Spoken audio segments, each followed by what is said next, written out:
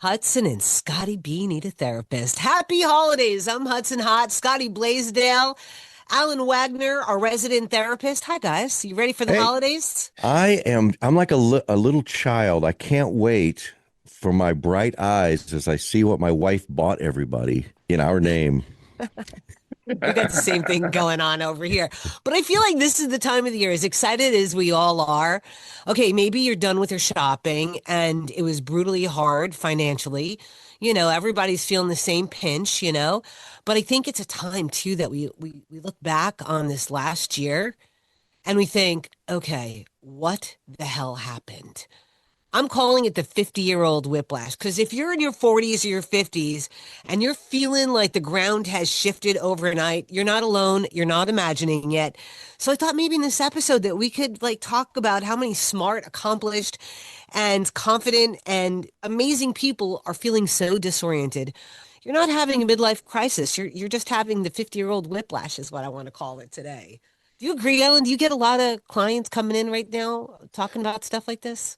Well, I think it's harder this now to find your footing. I think when we were kids and we saw our parents, maybe when they were in their 50s, the world was a little bit more consistent, A plus B equaled C. And I think since that changed, it's forced us to sort of have plan B, plan C, plan D when we're doing things, at least from my perspective. I don't know if you agree, Scotty, but it's like you can't predict the world the same way, but the world still moves. I had a session with a client yesterday and we were calling it the 3D world or adulting.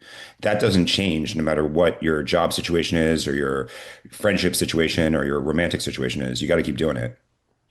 Yeah, I think there was a promise and then a promise delivered back in the day where you would I'm going to get educated in this and then Mhm. I will become a that and then Right. I will make this amount of income and you could kind of plan accordingly. But now I want to get educated in this that will not relate to anything that I will end up doing in life, and I'll make X amount of money. It may be a lot, maybe a little. Who knows? Everything's just a roll of the dice.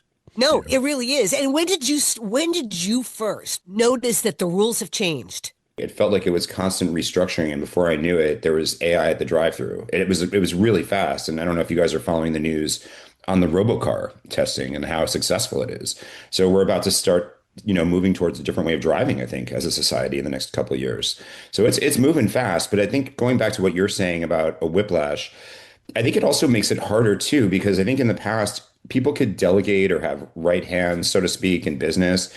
And the next generation really sucks. They're very passive. They need to be prompted. I hear this all the time from clients.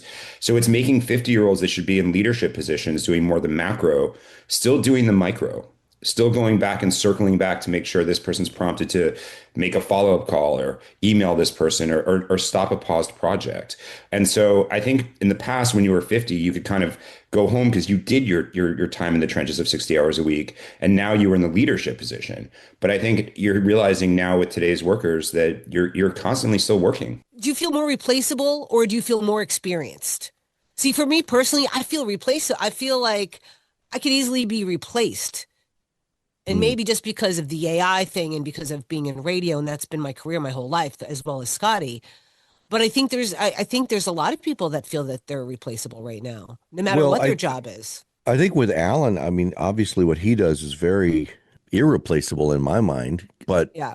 I agree with you in the sense that a lot of what we do or did is replaceable, but I think the one thing that can't be replaced is true personality and stories. I don't think AI has figured that out yet. No. They don't have the way of telling a story like we do from our own life experience, and I think that personality is the thing that can't be replaced by AI. I was just going to say, with stories come wisdom. And I think all of that from hearing it about different people. And I think in my job, I would answer your question, not replaceable, but as wiser. And AI is like a toddler right now, as far as its ability to relate to people. It may have information about how many numbers of this happened or what year that happened, but it can't deal with people on an adult level yet. Yeah. Now, do you feel like, I mean, I hate to say this word because it makes me feel so old, but midlife. Do you think that midlife is harder because of age or because everything has accelerated so much? I don't know. I think a midlife crisis, it all depends on the person. I don't hear about that as much anymore because I think people tend to marry later and do more things in their 20s. And a midlife crisis was something that, when people married their high school sweetheart or their college sweetheart or their camp sweetheart, even at that point, it's like they never really experienced anything other than a relationship. They got married young, they had kids young, and so they never got to travel. They never got to experience a lot of those out night, things that another person would get to do. And I feel like today's youth has done that. And I don't know about you guys. I had a pretty good 20s. I didn't marry young. So I never really think about it as like, oh shoot, I never got to do blank. Do you ever feel that way, Scotty? I mean, I hear the midlife crisis thing more of I've missed out on something financial, like, oh, I got to buy that car that I've always wanted, or I want to have this experience that I never had. I don't ever really feel that way though. And so I've never really felt that midlife crisis. I do feel that sense of I do have a time limit now, whereas before I didn't really think about time limits. Like I've only got a certain amount of summers left in my life. Hmm. Like you That got that an kind of expiration date. that kind of deep thought comes into my mind. It's like I don't want to waste a summer anymore. That sort of stuff. Well, Yeah, I think Hudson and I were just talking about this yesterday because it does relate to the holidays a little bit, and people are spending a lot of money. But to me, it's all stuff. And if anyone looks in their garages, they're going to find a lot of stuff from all the different years of things people have bought them that they used once or are still in the box, and they're thinking, can I re-gift it without a receipt? Something like that. But we all get stuff for people. And for some people, I guess, depending on their love language, that makes them happy, but it's the experiences. And I know Scotty, you're going to Florida, but I do agree with you that we don't know how much time we have on this earth, and I'd much rather have a cool experience and know that I did that, whether it was see a band, go to a place, eat at a special restaurant, or whatever it is. To me, that makes so much more sense than getting stuff for a garage. And along those lines, I've had these thoughts as well. And I don't know if this is something that's come up to you, but when is the right time for retirement? Because you want to have enough time left to be able to have the experiences, but you don't want to wait so long and save up so much money, but not have the ability to move around and go do the things you want to right. do. Do I have enough money if I start my retirement now when I can enjoy it? You know what I'm saying? 100%. I think a lot of people unfortunately are like misers. They wait till the end, and then like you said, it's like they have health issues. So the kind of trips they can take is a cruise. They can't really do anything because doing some Oh, sort of adventure trip to Costa Rica that they wanted to do isn't going to happen, or they can't really walk around Europe and do all the things they were going to do. It just changes things when you wait too long, and I agree 100% with that.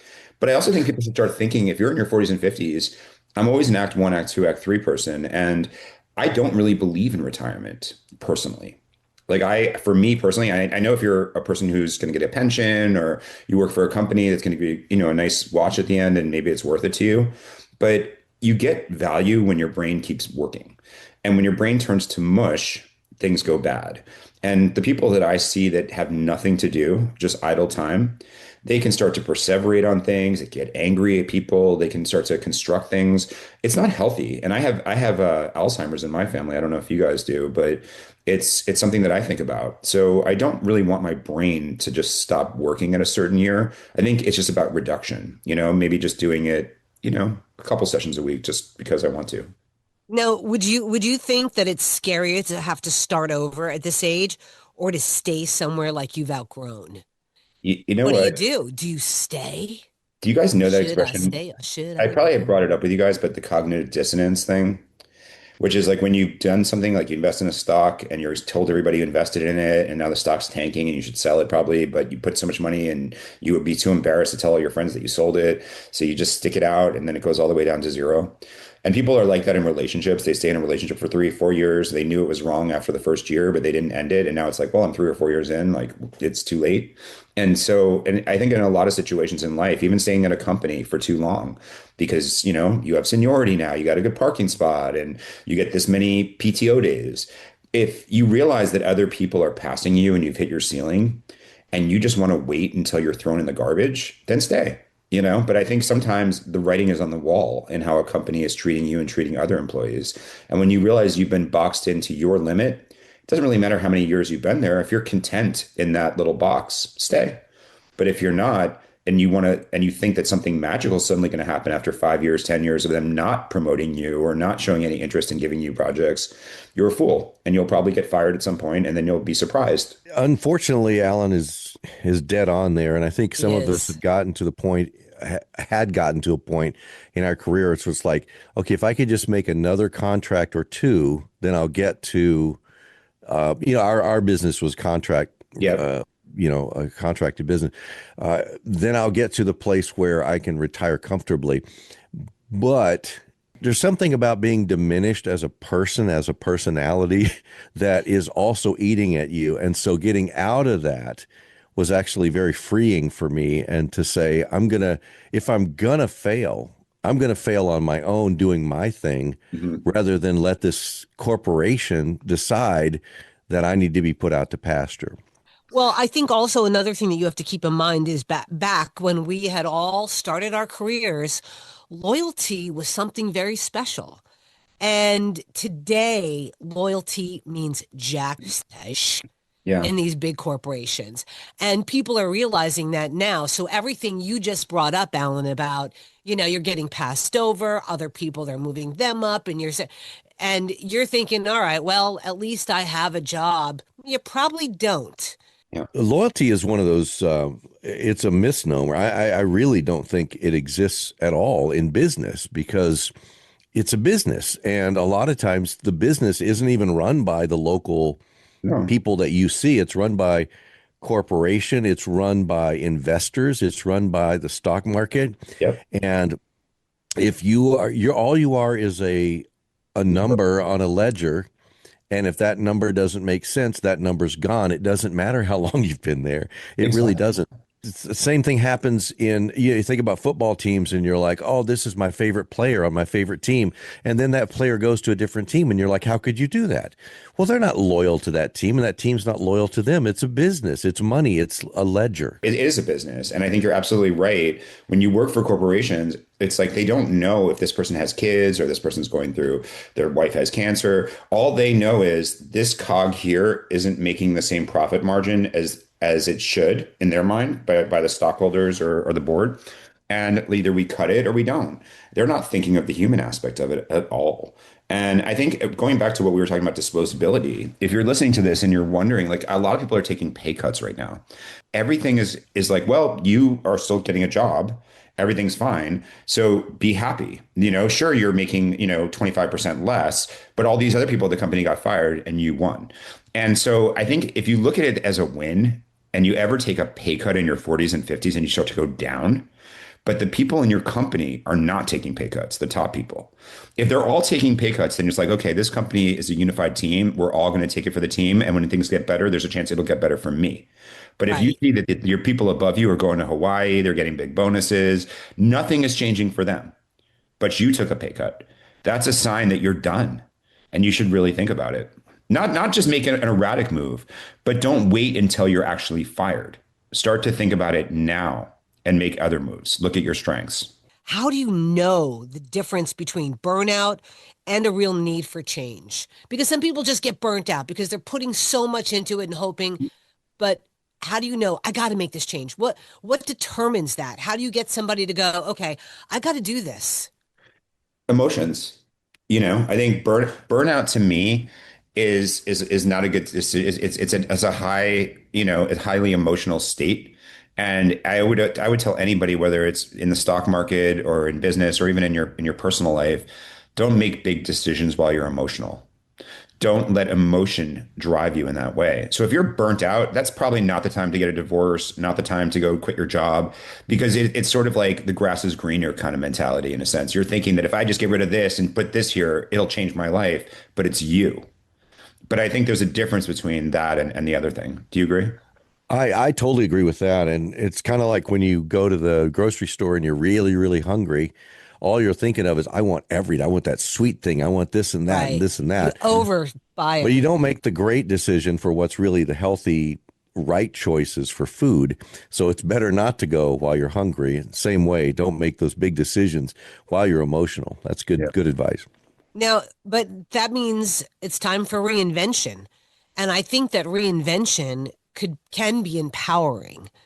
But I don't think a lot of people know how to get there because you're so stuck in your old ways and everything that you've known and done, Mhm. but you can do it. And I mean, I think with 2026 upon us, right? I think that'll be our next episode is how to position yourself. Like Alan has great tips on positioning and how to keep yourself accountable for things. And I think sometimes we need that. We need to hear that from our friends. We need to hear that from our partners because it really is hard to reinvent yourself without that support. Well, before Alan shares his wisdom, I'll just throw out there for me, it's listing things. It's taking time to say, what are my strengths? What am I good at? What are my actual skills and talents? Because sometimes you do a job, but you never really break it down to what does that job equal in skills? You know, what makes up that job? And you might be more skilled and have more talents and abilities than you even believe you do. And that gives you confidence as you start to decide whether it's time to make a move or not. Alan? You can always add to your skill set and look at what's open. Just check the job markets that, have a lot of openings, and then you kind of get a sense of where the world is moving if you choose to. So I definitely think that's a good thing. I think reinventing and trying to like I see a lot of people trying to do their own side hustles. And I think that that is something, if you're not going to get paid for it, don't do it probably. I think or do it, but do it as something else. I think you have to sort of reinvent what is my skill set. If you're somebody, let's say like you or Hudson, you're really good with people, you've got great voices. Can I do voiceover? Can I be in a charismatic position at a big company where I'm, warming up all of the potential clients because I'm very comfortable with people and I'm great at bringing people into the company. We all have skills. And it's not just radio for you guys, but like I agree with you in the sense of make a list of what your skills are. Don't get locked into what you used to do because the world has changed. But I like that about writing down your strengths, Scotty. I think that's a good one because sometimes we do forget the things that we're really good at. Alan, like what's for someone listening right now who feels really broken, what's one thing that they need to hear maybe right now? Take a deep breath. There's nothing anything that you're going to do is going to happen sometime in the first or second week of January anyway. At this point, people have already shut down. People are closing businesses, schools are shutting down, vacations are starting. I think if you think you're going to do something right now, you waited too long. But I'm not saying that in a negative way. I'm saying just choose your timing. Don't start reaching out to people right now looking for something because you're not going to get what you want. But if you wait till the second week of January, there's a better shot where people at businesses are going to have a better understanding of what they're doing in 2026 and where you might fit in. So choose your timing. You only get one shot sometimes at a company you want to reach out to. And don't panic right now, but also don't spend your way to happiness, retail therapy, as they call it. Well, our next episode is going to be stop promising, start positioning your 2026 mindset plan. And Alan is so great. I'm so thankful that we have him because he's great at this stuff. And so make sure you share this podcast with a friend. And again, we want to wish you and your family a very happy holiday. And thank you so much for subscribing to Hudson and Scotty B Needs a Therapist. I'm Hudson Hott, Scotty Blaisdell, my partner, and our incredible, wonderful therapist, Alan Wagner. Make sure you subscribe. Peace and chicken grease. See ya. Thanks, guys.